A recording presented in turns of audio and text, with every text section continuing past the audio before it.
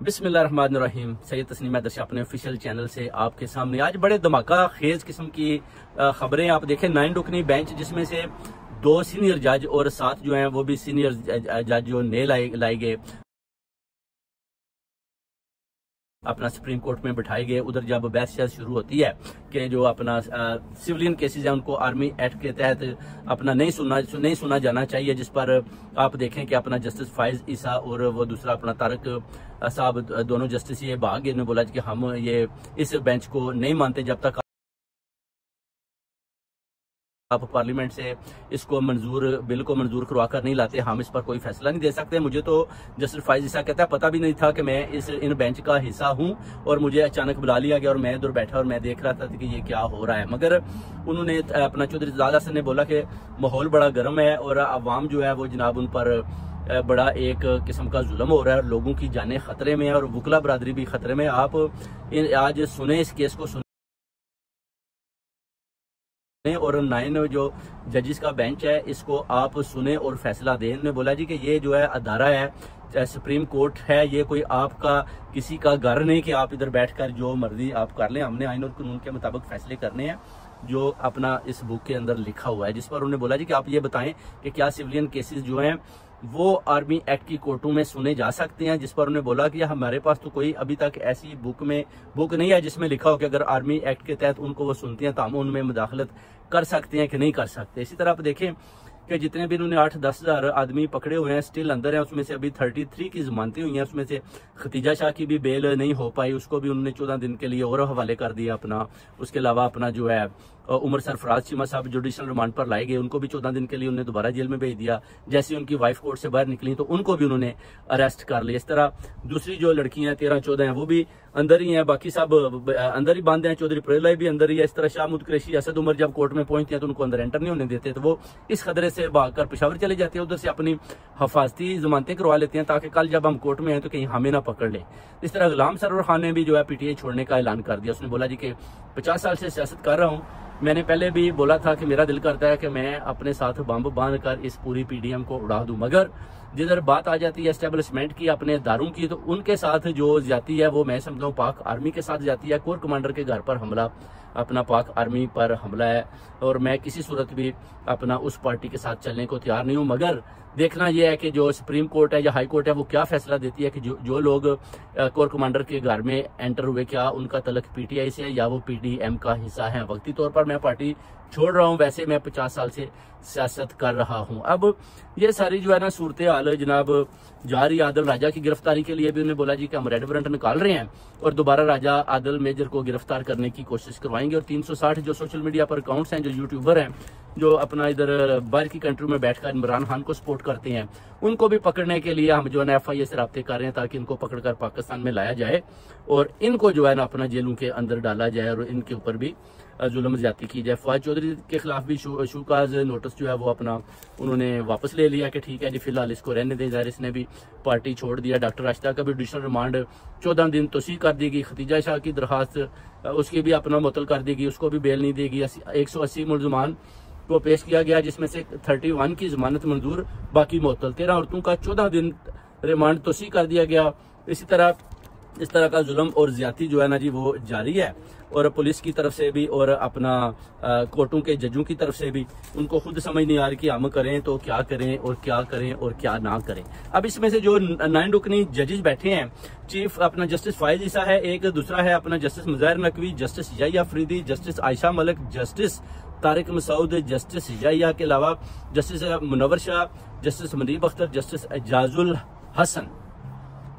इनमें से 2 जजेस जो हैं जो बड़े वो तो भाग गए। अब 7 जो सीनियर जजेस हैं उन्होंने फैसला करना है। तारीख उन्होंने बोला जी कि अब हम कल की डाल देते हैं। 2 जजेस पहले भाग चुके हैं, अब देखना है कि वो क्यों भागते हैं, उनको क्या प्रॉब्लम है, क्या वो नवाज शरीफ के आगे बिके हुए हैं, क्या उन्होंने पैसा लिया हुआ है। ये एक बहुत बड़ा सवालिया निशान है कौम के आगे, ओवरसीज कम्युनिटी के आगे कि ये जजेस का मैंने पहले भी जिक्र किया हुआ है कि ये जो जस्टिस फाइज ईसा है इसका तलक पीडीएम से। ये नवाज शरीफ का बहुत देर पहले उसने वकला चैम्बर से बलूचिस्तान से उठाकर इसको अपना जो है जस्टिस बनाया था ताकि फ्यूचर में इससे गैर आईनी काम लिए जाए। और अभी उसका वो टाइम आ गया और ये जो है ना फ्यूचर में अब उससे काम लेने ये शुरू कर देगा और जस्टिस फायज ईसा को ये अब यूज करेंगे, उससे गहरा नहीं इकदाम लेंगे। अभी भी उनको जब इशारा दिया गया जी कि आप इस फैसले को आपने नहीं करना, बल्कि साथ उनके जो जस्टिस तारिक मसूद से वो भी मिले हुए थे, ये दोनों जो है ना मैदान छोड़कर भागे और उसके बाद 7 जो रुकनी जजेस रह गए, उनको चाहिए था फैसला दे देना। चौधरी एतजाज हसन ने और अपना सरदार लतीफ खोसा ने बहुत जोर लगाया कि आवाम जो है बड़ी खतरे में है, लोग परेशान है, लोगों की जिंदगियां खतरे में है, मेरी जिंदगी खतरे में है, वकला बरादरी परेशान है,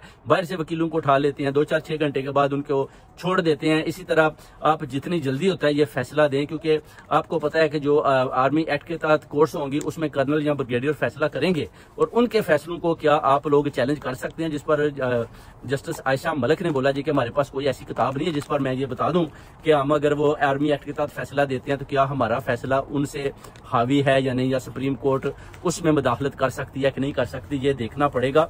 और इसीलिए हमें ये भी देखना पड़ेगा कि ये 2 जजेस जो फाजिल जज हैं ये भाग चुके हैं, चले गए हैं, और हम अब 7 बैठे हैं, तो कल तक हम ले जाते हैं, तो ना हुआ तो फिर पहले 9 थे तो अभी 7 हैं, तो 7 को फैसला दे देना चाहिए। अताब बंदियाल साहब को भी जल्दी जल्दी फैसला देना चाहिए, क्योंकि उनको भी पता है कि पूरी कौम की नजर उन पर है और पूरी ओवरसीज कम्युनिटी भी उनको देख रही है। अगर आप फैसला देंगे टाइम के साथ तो फिर ये होगा कि उसका अच्छे नतीजे निकलेंगे। अगर आप देर से फैसला देंगे तो फिर बहुत देर हो चुकी होगी, तो वो फैसला ठीक फैसला नहीं होगा। और ये चीजें जो है ना देखने वाली हैं, जो आज अपना कोर्स में पेश हुई है।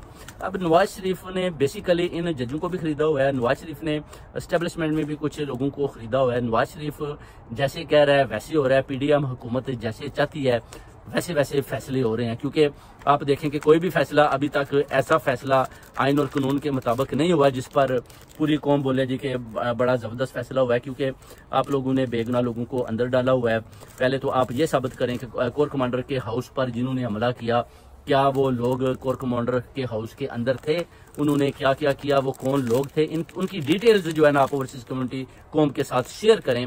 उसके बाद बताएं जी कि वो कितने लोग हैं। उसके बाद आपने 8-10 हज़ार लोग पकड़े हुए हैं, उनको आप छोड़ें। इस तरह आपने जो सहाफ़ी हैं उनको भी आज़ाद करें। इमरान रियाज खान का कोई पता नहीं वो किधर है, इसके अलावा दूसरी सहाफ़ी लोग उनकी भी आप जो मार ताड़ के साथ मारकुटाई जुल्म कर रहे हैं उसको भी बंद करें। इस पर भी अताब बंदियाल साहब को एक्शन लेना होगा, एक्शन लेना चाहिए। और इमरान रियाज खान के लिए भी इनको पूछना पड़ेगा कि वो किधर हैं किधर नहीं है। डॉक्टर राशिदा के अभी देखें 14 दिन के लिए उनको भी अब रिमांड में तस्दी कर दी गई है।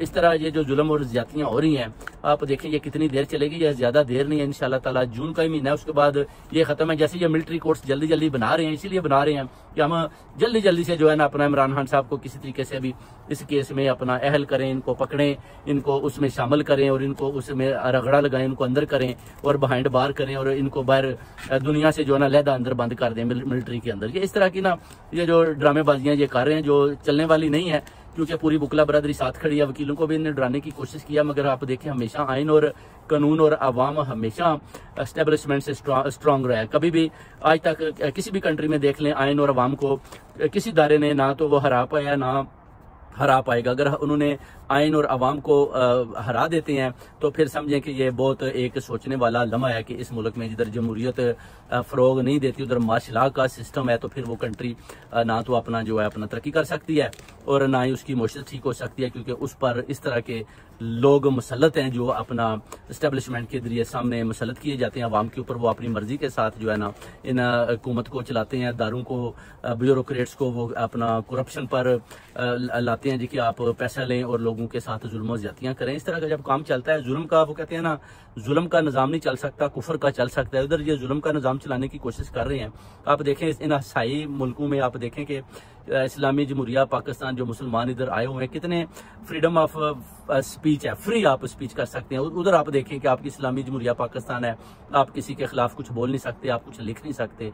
यानी मुसलमान के मुल्क में आप कुछ नहीं बोल सकते, मगर ईसाई के मुल्क में आप पार्लियामेंट हाउस के सामने जाकर बोलें, कोई आपको पुलिस वाले भी कुछ नहीं कहते, बल्कि आप उनके खिलाफ भी बोलें तो वो आपको कुछ नहीं कहते। और उधर आप देखें कि आप इधर पार्लियामेंट हाउस के सामने बोलते हैं तो उधर से वारंट आ जाती हैं, रेड वारंट जी। इधर से कहते हैं जी राजा मेजर आदिल को पकड़ लें, वो जी हैदर मेहंदी को तलाश करें, जी तस्लीम हैदर को देखें, जी वो दूसरे जो है 500 की लिस्ट है वो किधर है। इस तरह की जो है ना बातें शुरू हो जाती हैं कि सोशल मीडिया पर 360 जो यूट्यूबर हैं उनको गिरफ्तार करें, जो सोशल मीडिया पर जो गलत बयानी कर रहे हैं। जो गलत बयानी तो नहीं कर रहे, बेसिकली हकीकत से वो पर्दा उठा रहे हैं, लोगों को बताते हैं। लोगों में इमरान खान साहब ने शऊर दे दिया और इस शऊर के मद्देनजर जो तज्जिया होता है वो हकीकत पर मबनी तज्जिया होता है, जिसका सुनने के लिए आपके अंदर भी दम होना चाहिए। अगर आप आवाम पर जुल्म करेंगे तो डेफिनेटली लोग बोलेंगे। अगर इंसाफ का तराजू बड़ा भारी होगा तो फिर इंशाल्लाह ताला आपके हक में सब मिलकर आवाज उठाएंगे और इंशाल्लाह पाकिस्तान अपना तरक्की की राह पर गामजन होगा। बहुत बहुत शुक्रिया भाइयों। इंशाल्लाह ताला कल आपको बताएंगे नया व्लॉग इंशाल्लाह के इमरान खान साहब के बारे में